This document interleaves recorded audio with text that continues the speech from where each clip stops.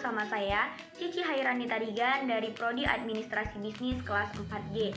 Nah, di video kali ini saya akan melanjutkan video sebelumnya, yaitu 4 key elemen berbicara di depan publik. Nah, yang video sebelumnya itu kan ada 3. Nah, di sini saya akan melanjutkan elemen yang keempat, yaitu teknik berbicara di depan cermin. Nah, jadi teknik berbicara di depan cermin ini juga mempengaruhi kita agar terbiasa berbicara di depan halayak ramai. Jadi ini untuk melatih diri kita. Nah, jadi teknik berbicara di depan cermin ini tidak lupa direkam juga ya teman-teman, agar kita terbiasa dan kita bisa melihat di mana letak kekurangan kita. Jadi dengan seperti itu kita bisa tahu nih mana yang seharusnya tidak kita lakukan dan mana yang seharusnya kita lakukan.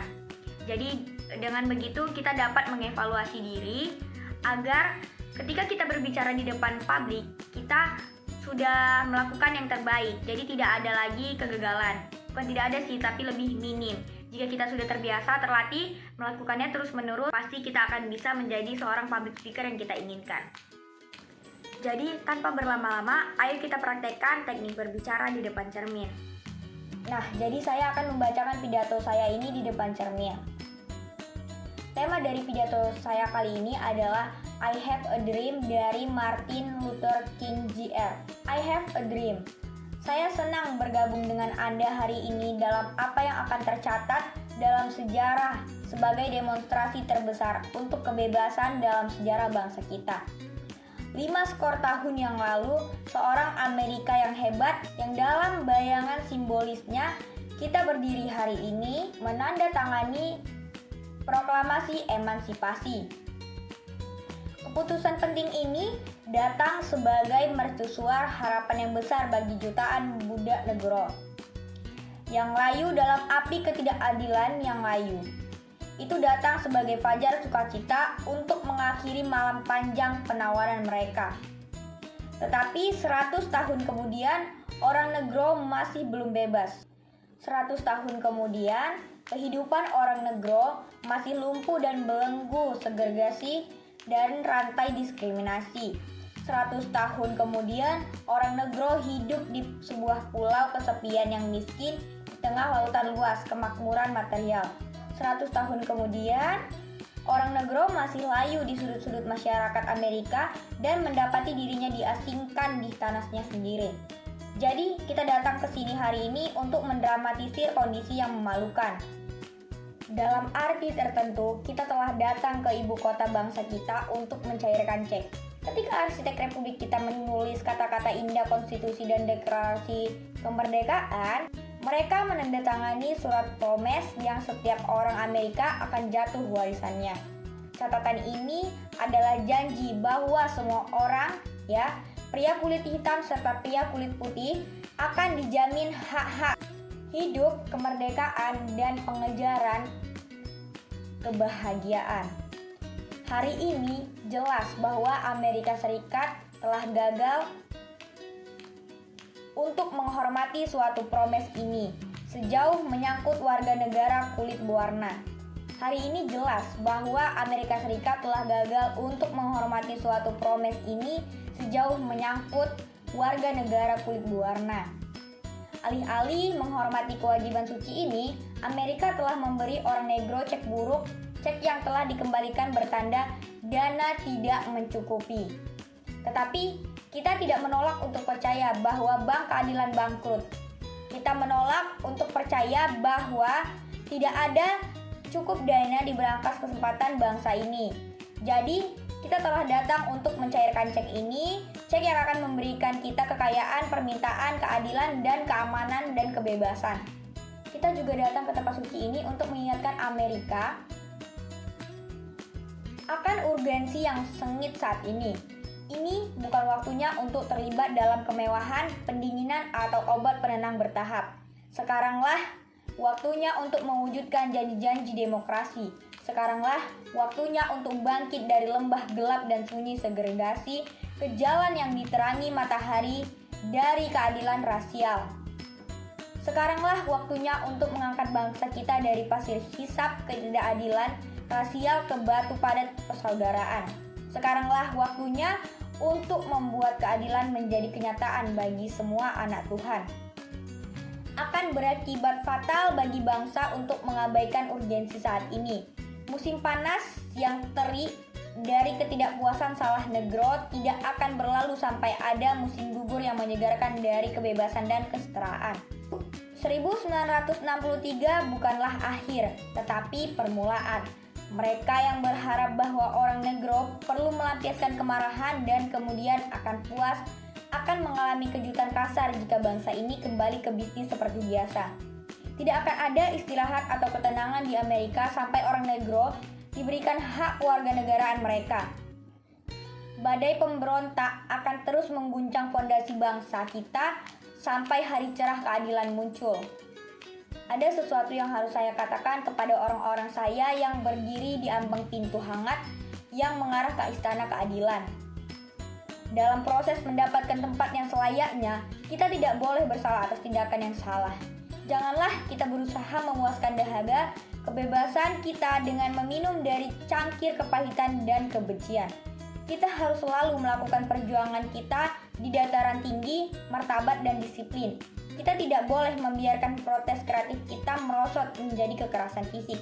Sekali lagi, kita harus bangkit ke ketinggian megah untuk memenuhi kekuatan fisik dan kekuatan jiwa.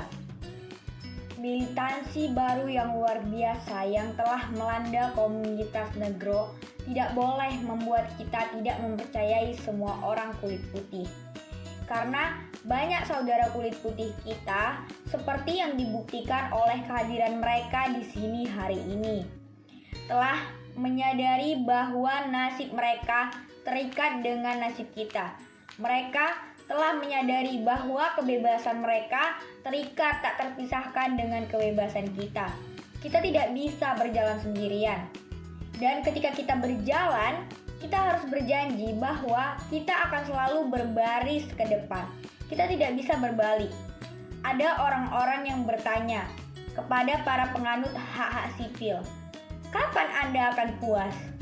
Kita tidak akan pernah puas selama orang negro menjadi korban horor polisi yang tak terkatakan. Kita tidak akan pernah puas selama tubuh kita yang lelah karena perjalanan yang berat tidak bisa mendapatkan penginapan di motel dan jalan raya dan hotel-hotel kita. Kita tidak akan pernah puas selama mobilitas dasar orang negro adalah dari ghetto yang lebih kecil ke yang lebih besar. Kita tidak akan pernah puas selama anak-anak kita dilucuti dari harga diri mereka oleh tanda-tanda yang merampas hanya untuk orang kulit putih. Kita tidak akan pernah puas selama orang negro di Mississippi tidak dapat memilih dan seorang negro di New York percaya dia tidak memiliki apapun untuk dipilih. Tidak, kita tidak puas. Dan kita tidak akan puas sampai keadilan mengalir seperti air dan kebenaran seperti aliran yang deras. Saya tidak lupa bahwa beberapa hari Anda telah datang ke sini dari cobaan besar dan kesengsaraan. Beberapa dari Anda baru saja datang dari sel penjara yang sempit. Beberapa dari Anda telah datang dari daerah-daerah di mana upaya Anda untuk kebebasan telah membuat Anda babak belur oleh badai penganiayaan dan terhuyung-huyung oleh angin kekejaman polisi. Anda telah menjadi veteran penderitaan kreatif. Teruslah bekerja dan keyakinan bahwa penderitaan yang tidak pantas bersifat penebusan. Kembalilah ke Mississippi, kembalilah ke Alabama, kembalilah ke South California, kembalilah ke Georgia, kembalilah ke Louisiana, kembalilah ke daerah kumuh dan ghetto di kota-kota utara kita. Mengetahui bahwa entah bagaimana situasi ini bisa dan akan diubah. Janganlah kita bergelut di lembah keputusan. Jadi, saya katakan kepada Anda hari ini, teman-teman saya, bahwa meskipun kita menghadapi kesulitan hari ini dan besok, saya masih memiliki mimpi. Itu adalah mimpi yang berakar dalam mimpi di Amerika. Saya memiliki mimpi bahwa suatu hari bangsa ini akan bangkit dan hidup sesuai dengan makna sebenarnya dari keyakinannya. Kami memegang kebenaran ini sebagai bukti nyata bahwa semua manusia diciptakan sama. Saya memiliki mimpi bahwa suatu hari di bukit-bukit merah Georgia, putra-putra mantan budak dan putra-putra mantan pemilik budak akan dapat duduk bersama di meja persaudaraan. Saya memiliki mimpi bahwa suatu hari bahkan negara bagian Mississippi, negara bagian yang gerah oleh panasnya ketidakadilan, gerah oleh panasnya penindasan, akan diubah menjadi oasis kebebasan dan keadilan. Saya memiliki mimpi bahwa keempat anak kecil saya suatu hari nanti akan hidup di negara di mana mereka tidak akan dinilai dari warna kulit mereka, tetapi dari isi karakter mereka. Saya memiliki mimpi hari ini. Saya memiliki mimpi bahwa suatu hari nanti di Alabama dengan para rasisnya yang ganas, dengan gubernurnya yang bibirnya menetes dengan kata-kata interposisi dan pembatalan.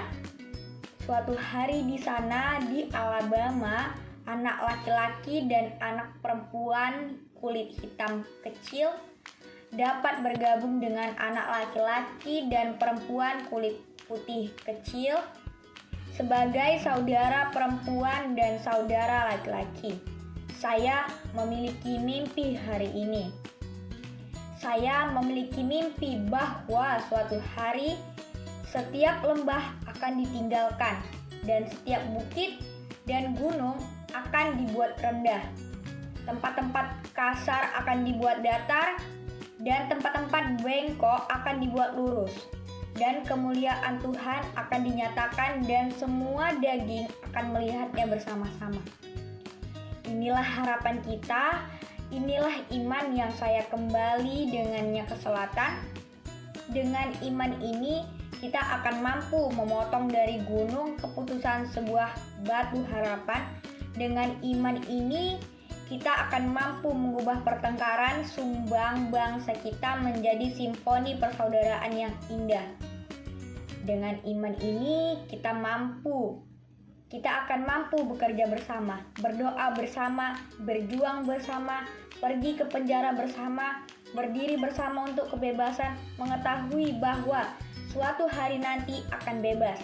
Dan ini akan menjadi hari ini. Ini akan menjadi hari ketika semua anak Tuhan akan dapat bernyanyi dengan makna baru. Negaraku, ini kamu, tanah kebebasan yang manis, tentang kamu aku bernyanyi. Tanah tempat ayahku meninggal, tanah kebanggaan para peziarah dari setiap sisi gunung, biarkan kebebasan berdering. Dan jika Amerika akan menjadi bangsa yang hebat, ini harus menjadi kenyataan. Jadi, biarkan kebebasan berdering dari puncak bukit New Hampshire yang luar biasa. Biarkan kebebasan berdering dari gunung-gunung perkasa New York. Biarkan kebebasan berdering dari ketinggian yang mempercepat Allegheny, Pennsylvania. Biarkan kebebasan berdering dari puncak berbatu Colorado yang melengkung. Biarkan kebebasan berdering dari tanjakan berbukit California, tetapi tidak hanya itu.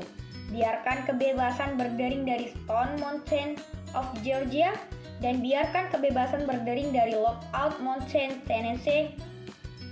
Dan biarkan kebebasan berdering dari setiap bukit dan gundukan Molehill, Mississippi di setiap sisi. Sekian hasil pidato saya ucapkan terima kasih. Nah, jadi berikut adalah praktek pidato di depan cermin. Jadi nanti hasilnya kalian bisa lihat sendiri di mana letak kekurangannya. Apakah kalian menggunakan kata berulang atau menggunakan kata yang tidak dimengerti, atau kalian gugup, atau kalian salah kata. Jadi dari situ kita akan tahu, kita akan bisa mengevaluasi diri kita, di mana letak salah kita, di mana yang harus kita perbaiki. Nah, jadi itu tidak hanya berlaku sekali ya teman-teman. Jadi kita harus tetap terus berlatih sampai pada akhirnya kita bisa. Nah, ketika kita sudah menerapin semua teknik ini, saya yakin seiring berjalannya waktu, perlahan-perlahan kita akan menjadi seorang public speaker yang keren. Sekian dari saya. Terima kasih sudah menonton. Assalamualaikum warahmatullahi wabarakatuh. Bye-bye.